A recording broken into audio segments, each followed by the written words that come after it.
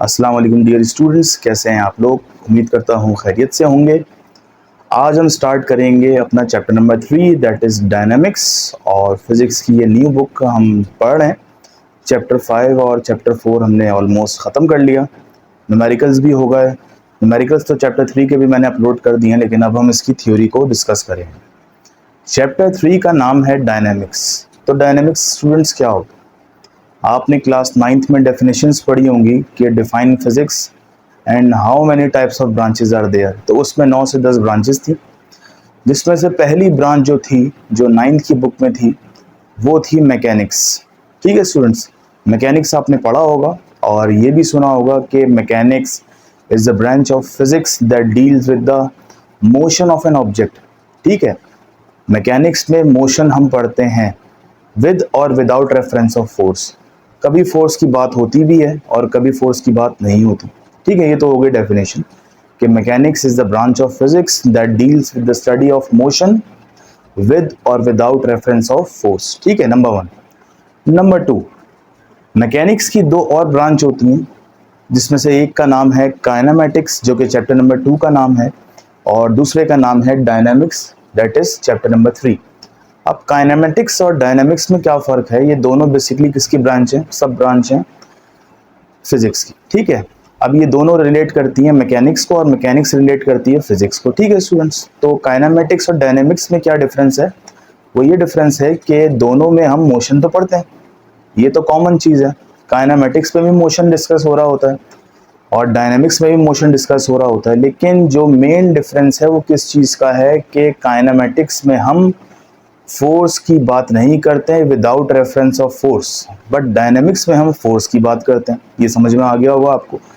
कोई आपसे पूछे what is the definition of dynamics, तो आप बोलेंगे it is the branch of mechanics that deals with the study of motion with reference of force. ठीक है, फोर्स का जिक्र हम करेंगे इसमें। ठीक है, और फोर्स का जिक्र करें और न्यूटन्स के लॉ ना आए, न्यूटन के 3 लॉज ना आए, ऐसा हो नहीं सकता। तो डायनामिक्स के जो और भी टॉपिक्स हैं इस चैप्टर में, वो पहला टॉपिक तो ये है कि how many types of laws of motions are there. Newton के कितने लॉज हैं? ये भी आप 9th में पढ़ चुके होंगे कि न्यूटन के 3 लॉज हैं। तो इसको थोड़ा बहुत डिस्कस कर लेते हैं। तो न्यूटन का फर्स्ट लॉ हम पहले पढ़ते हैं। Every object continues it's state of rest और यूनिफॉर्म मोशन। क्या कह रहे हैं कि कोई भी ऑब्जेक्ट जो है वो ये चाहेगा कि वो रेस्ट में रहे, या फिर ये चाहेगा कि ये मूव करते रहे यूनिफॉर्म मोशन। यूनिफॉर्म मोशन का मतलब एक ही स्पीड से, in a straight line, unless acted upon by an external force. क्या मतलब? एक बॉडी रुकी हुई है, एक बॉडी रेस्ट में है, तो वो बॉडी चाहेगी मैं हमेशा किस में रहूं? रेस्ट में रहूं। ठीक है, और या फिर एक बॉडी मूव कर रही है कांस्टेंट वेलोसिटी के साथ, कांस्टेंट मोशन के साथ, तो वो चाहेगी मैं मूव ही करती रहूं। ठीक है, जब तक। अब ठीक है, अब इनकी स्टेट कैसे चेंज होंगी? अब एक बॉडी चाह रही है मैं रुकी रहूं, एक बॉडी चाह रही है मैं मूव करती रहूं। तो आखिर में लिखा हुआ unless acted upon by an external force. जब तक फोर्स नहीं लगेगी तो किसी भी बॉडी की स्टेट चेंज नहीं हो सकती। तो इसका मतलब जो मेन फैक्टर है न्यूटन के फर्स्ट लॉ में वो क्या है? External force. अब एक बॉडी रुकी हुई है, जैसे कि आप एग्जाम्पल देख सकते हैं कि एक फुटबॉल है, ठीक है, ये रुकी हुई। अब कोई फुटबॉल रुकी हुई है तो इसकी वेलोसिटी क्या होगी? इसकी वेलोसिटी 0 होगी, ये हमेशा रुकी रहेगी। क्यों रुकी रहेगी? क्योंकि इस पर हम किसी किस्म की फोर्स अप्लाई नहीं कर रहे। और दूसरी डायग्राम अगर देखें कि फुटबॉल को मूव कराया जा रहा है, और मूव कराने का मतलब फुटबॉल पे फोर्स लगाई जा रही है, और जब भी फुटबॉल पे फोर्स लगाती है तो फुटबॉल रेस्ट पोजीशन से मोशन की पोजीशन में आ जाती है। तो स्टूडेंट्स, ये भी किसकी एग्जाम्पल थी? ये भी फर्स्ट लॉ की एग्जाम्पल थी कि एक बॉडी रुकी हुई है तो रुकी रहेगी, या फिर चलती हुई है तो चलती रहेगी, जब तक कि उस पर कोई फोर्स ना लगाई जाए। और फर्स्ट लॉ जो है न्यूटन का, इसको हम कहते हैं लॉ ऑफ इनर्शिया। क्या कहते हैं स्टूडेंट्स? Law of inertia. ये भी आप क्लास 9th में पढ़ चुके हैं, इसमें इतनी कोई लंबी चौड़ी डेफिनेशन नहीं है, इजी टॉपिक है। इनर्शिया, इनर्शिया क्या होता है स्टूडेंट्स? इनर्शिया बॉडी की वो प्रॉपर्टी होती है कि बॉडी अपनी स्टेट को चेंज करने में रेजिस्ट करती है। या फिर आपने एक और एग्जांपल देखी होगी कि गाड़ी चला रहे हैं और अचानक झटका लगा, ब्रेक लगा, तो वो बंदा आगे की तरफ गिरता है। जैसा कि आप एग्जाम्पल में देख सकते हैं कि ट्रक है, इसके ऊपर एक बंदा है, मूव कर रहा है, और जैसे ही ब्रेक लगा वो आगे की तरफ गिर गया। क्यों गिरा? क्योंकि वो पहले मोशन में था, ठीक है, क्योंकि ट्रक चल रहा था, और जब ब्रेक लगा का मतलब उसकी वेलोसिटी रुक गई, जीरो हो गई। लेकिन वो बॉडी क्या चाहेगी कि मैं किस में रहूं? मोशन में रहूं। तो ये भी क्या हो गया? लॉ ऑफ इनर्शिया भी हो गया। ठीक है स्टूडेंट्स, इस तरह बहुत सारे एग्जांपल्स हैं, आप देख सकते हैं। तो ये तो था न्यूटन्स का first law of motion. Newton का थर्ड लॉ क्या है?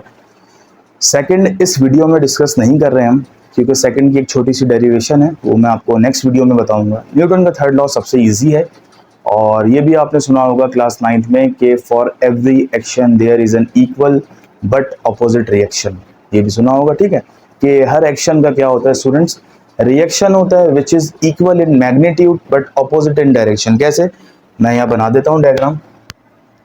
ये वो चीज़ें हैं जो आप 9th में अच्छी तरह से पढ़ चुके हैं, ठीक है। ये बॉक्स है, अब देखें ये बॉक्स है, तो स्टूडेंट्स बॉक्स जो है ग्रेविटी की वजह से नीचे फोर्स लगा रहा होगा। ये ग्रेविटी जो है बॉक्स को अपनी तरफ खींच रही है, ठीक है, ये तो आपको पता है, जिसकी वजह से किसी भी बॉडी का क्या प्रोड्यूस होता है?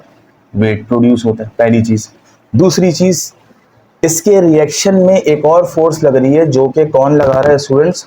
जिस सरफेस पे ये बॉडी रखी है, ये ऊपर की तरफ फोर्स लगा रहा है, ठीक है।